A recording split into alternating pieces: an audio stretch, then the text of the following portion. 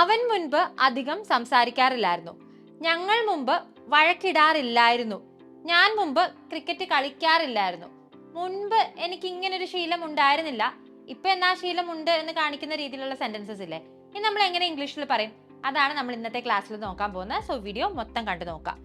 So അവൻ മുൻപ് അധികം സംസാരിക്കാറില്ലായിരുന്നു. അതിന്റെ അർത്ഥം എന്താ? ഇപ്പൊ ചിലപ്പോൾ സംസാരിക്കാറുണ്ടായിരിക്കും, നേരത്തെ അവന്റെ സ്വഭാവം ഇങ്ങനെ അല്ലായിരുന്നു. അപ്പൊ അങ്ങനെ ഇങ്ങനൊരു ശീലം ഇല്ലായിരുന്നു എന്ന് പറയാനായിട്ട് നമ്മൾ ഡിഡ്ന്റ് യൂസ് ടു എന്നുള്ള ഒരു കോമ്പിനേഷൻ ആണ് യൂസ് ചെയ്യുന്നത്. ഡിഡ്ന്റ് യൂസ് ടു എന്ന് വെച്ചാൽ ഇങ്ങനെ ഒരു ശീലം ഇല്ലായിരുന്നു, പണ്ടില്ലായിരുന്നു എന്ന് പറയാനായിട്ട്.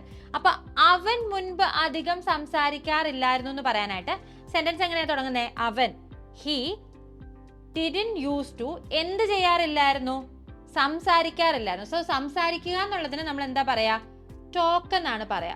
So he didn't use to talk. ഇനി അധികം സംസാരിക്കാറില്ലായിരുന്നു. അധികം സംസാരിക്കാറില്ലായിരുന്നു നമ്മൾ എങ്ങനെ പറയും? He didn't use to talk much before. എന്തുകൊണ്ടാണ് ഇവിടെ ബിഫോർ വന്നത്? ഈ മുൻപ് എന്നുള്ള വാക്ക് വന്നില്ലേ, അതുകൊണ്ടാണ് ഇവിടെ ബിഫോർ വന്നത്. So he didn't use to talk much before. അവൻ ഇതിനു മുൻപേ അധികം സംസാരിക്കാറില്ലായിരുന്നു. ഇനി അടുത്ത സെന്റൻസ് നോക്കിക്കേ. ഞങ്ങൾ മുമ്പ് വഴക്കിടാറില്ലായിരുന്നു. അപ്പൊ ആരുടെ കാര്യമാണ്? ഞങ്ങളുടെ കാര്യമാണ് പറയുന്നത്. അപ്പൊ അത് വെച്ച് സ്റ്റാർട്ട് ചെയ്യാം. വി. ഇനി എന്ത് ചെയ്യാറില്ലായിരുന്നു? വഴക്കിടാറില്ലായിരുന്നു. മുൻപത്തെ കാര്യമാണ്. അപ്പോൾ ഡിഡ്ന്റ് യൂസ് ടു. വഴക്കിന് എന്താ പറയാ? ഫൈറ്റ് എന്ന് പറയാം അല്ലെ. We didn't use to fight before. We didn't use to fight before. അതിന്റെ അർത്ഥം എന്താ? ഇപ്പൊ ഫൈറ്റ് ചെയ്യാറുണ്ട് അല്ലെ. സോ ഞാൻ മുമ്പ് ക്രിക്കറ്റ് കളിക്കാറില്ലായിരുന്നു. ഇതെങ്ങനെ പറയും? ഇങ്ങനൊരു ശീലം എനിക്ക് പണ്ടില്ലായിരുന്നു. അപ്പൊ പറയുമ്പോ ഞാൻ എന്ന് പറയുമ്പോ ഐ. ഇനി ചെയ്യാറില്ലായിരുന്നു എന്ന് എങ്ങനെ പറയാ? Didn't use to. Didn't use to. ഞാൻ മുമ്പ് ക്രിക്കറ്റ് കളിക്കാറില്ലായിരുന്നു. കളിക്കുക എന്നുള്ളതിന് play. So I didn't use to play cricket before.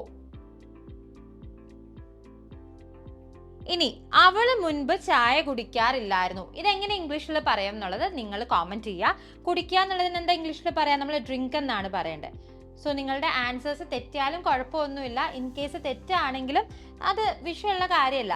ഇനിയിപ്പോൾ ചിലർക്ക് പേടി ഉണ്ടായിരിക്കും, എങ്ങനെയാണ് കോമന്റ് ചെയ്താൽ ഞാൻ മിസ്റ്റേക്ക് പറയുന്നത് എല്ലാവരും കാണില്ലേന്ന്. അത് നിങ്ങൾ കാര്യമായിട്ട് എടുക്കണ്ട. കഴിഞ്ഞ വീഡിയോസിലായാലും ഒത്തിരി പേര് വീഡിയോസ് കണ്ടെങ്കിലും അത്രയും കണ്ടന്റ് അത്രയും കോമന്റ്സ് വന്നിട്ടില്ല.